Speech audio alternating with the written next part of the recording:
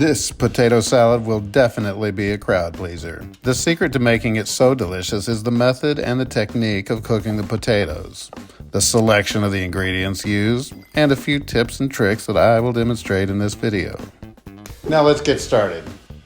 First, let's get the bacon roasting in the oven. Lay the bacon flat on a half sheet pan lined with parchment paper just like so, and roast it gently in the oven at 300 degrees until crispy. I have my chicken stock simmering on the stove, and I'm ready to steam my Yukon potatoes with a little bit of salted water. I'm doing it this way as opposed to boiling the potatoes in a big bath of water because I don't want the potatoes to absorb water as they cook. Instead, they're going to steam cook so that later on when we cut the potatoes, they'll absorb all the chicken stock that I'm preparing along with all the other flavorings and ingredients that we're going to add later. Get a red onion and make a very small dice or brunoise. Pick some of the freshest dill you can find and mince it nicely. Gather yourself a cup of these adorable little pickles, otherwise known as cornichons or gherkins. We're going to give those a thin slice right across. They are zappy and delicious in this recipe. Meanwhile, back at the ranch, our bacon is looking delicious. Then we're going to take these little pig strips and let them rest on a paper towel.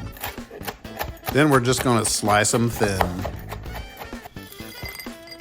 When our potatoes are just barely fork tender, let them steam dry. Now, when Grandma gifted you that old 1970s plastic handled knife, you thought it was a piece of junk. I found it to be absolutely perfect for peeling scorching hot potatoes. And now that I think about it, I'm pretty sure that that's what she used it for also. I like it because it kind of scrapes off the skin of the potato without indenting or making any textures to it. The teeth kind of grab onto it and peel nicely. Now that our potatoes are cooked and peeled, they're still pretty hot, but we're going to get them diced again to expose the surface and get some steam out. The more steam out means the more flavor we can put in there.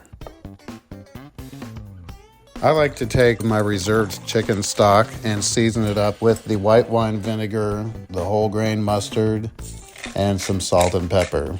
Mix it together, and then we're going to dump it right onto the warm potatoes. When you add this hot stock mixture to the hot potatoes, they're going to absorb like a sponge. Leave these bad boys alone to simmer down for about 20-30 minutes. They will absorb all of this liquid. In go your cute little pickles. In goes the red onion. A generous sprinkle of chopped dill. And it rains bacon from heaven. Fold it gently. Don't be stingy with the good quality olive oil.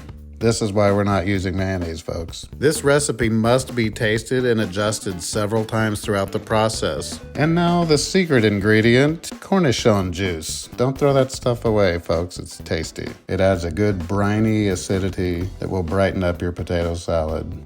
A splash more of the white wine vinegar.